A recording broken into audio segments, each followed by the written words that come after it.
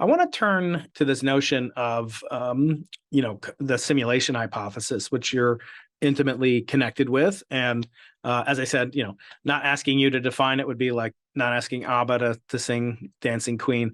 So I wonder if you could, in your 30-second manner that I've heard you do it in the past, if you would please indulge me with some forbearance and repeat what you mean by that. Well, 30 seconds will be challenging, but yeah, Okay, there's the simulation argument tries to show that at least one of three possibilities actually obtain.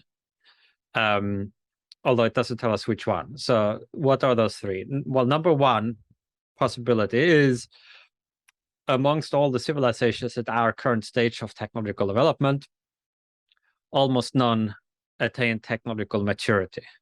So they all go extinct before they develop the full range of technologies that we know are physically possible.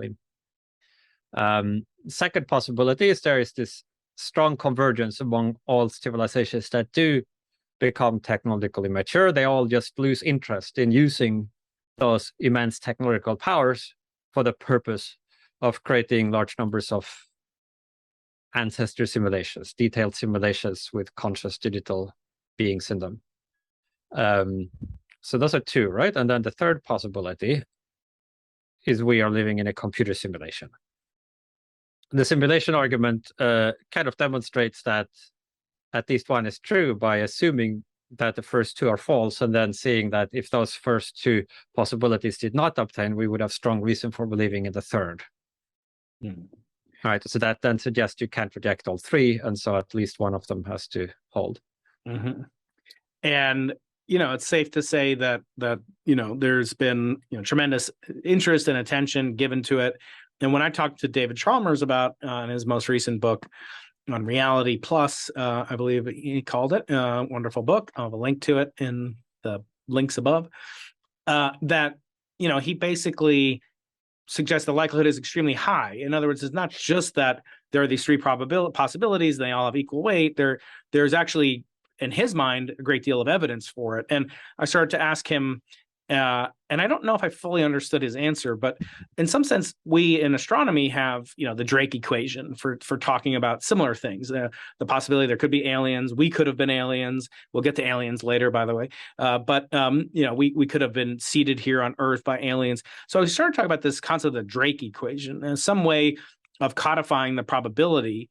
And I always say the Drake equation makes me a little bit angry because it's really just a product of 6 different numbers. And the really interesting things, as you know, as a scientist, is not the numbers themselves, the central value, but the error bars that you assign on it. Right, yeah. I mean, it's probably like the most overhyped equation in all of science. So. More than E equals MC squared?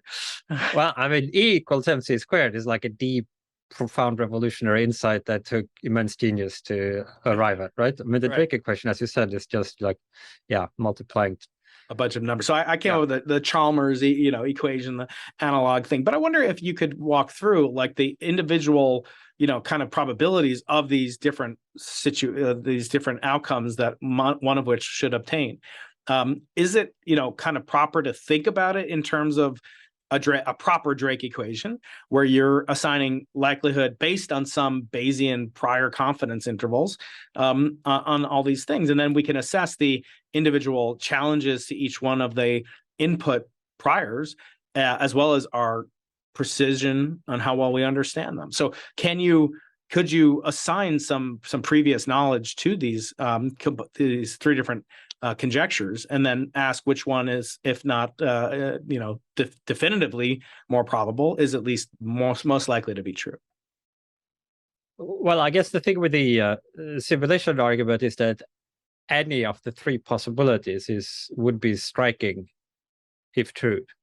So if the first one were the true one, then it means we are basically doomed, right? We will, contrary to what we might hope and expect, not actually develop these technologies that we know to be physically possible. And that's the more striking if we think that we are actually pretty close to being able to do this.